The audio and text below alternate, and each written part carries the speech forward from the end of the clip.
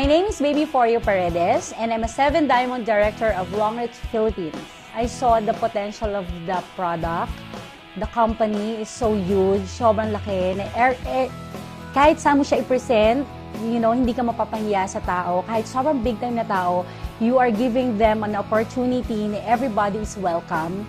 So for me, as a businesswoman, nakita ko kagad yung market, nakita ko yung potential, and sa buhay, minsan lang magkaroon ng chance. And I'm very honored and privileged na maging start. Kasi sabi nga nila sa networking, very important yung positioning.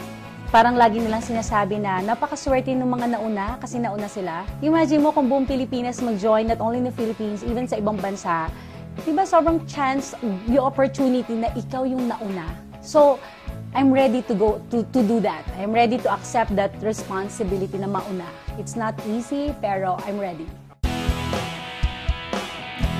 One of the big company also invited us to go to the States. Pero 3 days before that, nakita namin yung Longreach. So kami, parang talagang nakakagulat kasi parang, oh my God, this is the company that we're really waiting for. Sobrang laki ng market na pag hindi namin siya grab, kami yung mawawalan.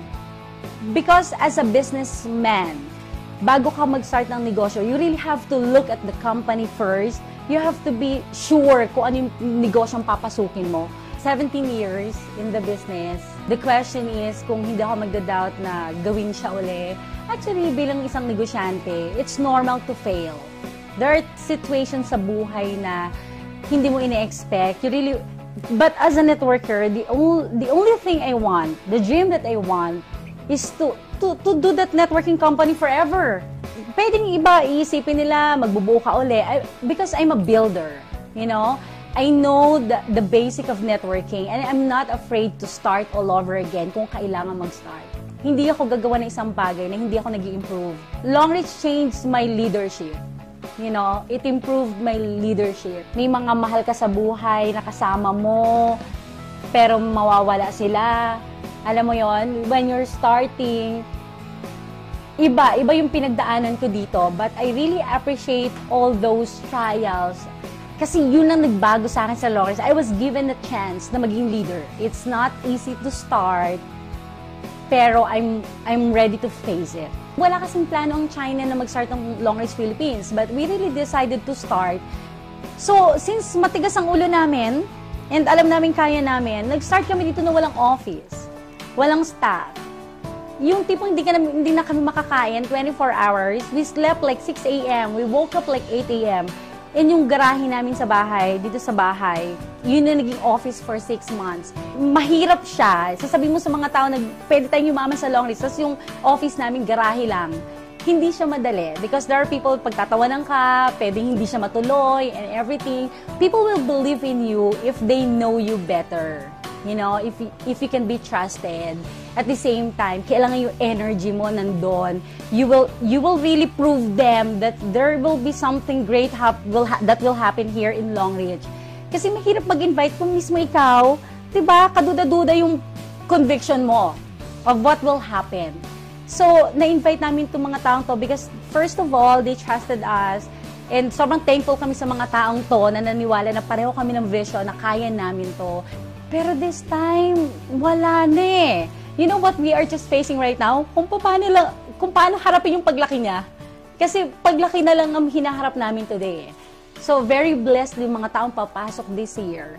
Because you know why? You are in the right timing. Tapos na kami sa proseso ng puro problema ang pinagdaanan namin.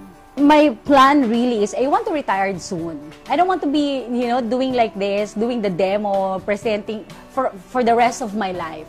Sa buhay, kailangang may limit. Alam mo yon. So, ang plano ko talaga, 4 years time, I want to build a 1 million solid network. So, lahat ng ginagawa ko ngayon, papunta sa planong yun. And if I can do that, then I can retire. Sa mga hindi pa member right now, maybe there are first-timer here right now na hindi pa kayo member, nagdadalawang isip pa po kayo. Gusto ko lang pong malaman nyo na, isa lang po isip natin. Huwag na po tayo magdalawang isip. When you go home tonight, just look at yourself, what do you really want? And sa ginagawa mo today, kung nakakatulong yan para sa pagkuha ng pangarap mo, then continue doing it. Pero kung alam mo, mag-compute ka at alam mo wala talaga mangyayari, kahit mag-20 years ka pa sa ginagawa mo, Because I believe if you will always do what you have always done, you will always be what you have always been. If you will not change the habit that you're doing today, you will always be like that. And this is your chance. Chance mo na to ngayon na pwede magbago yung buhay mo.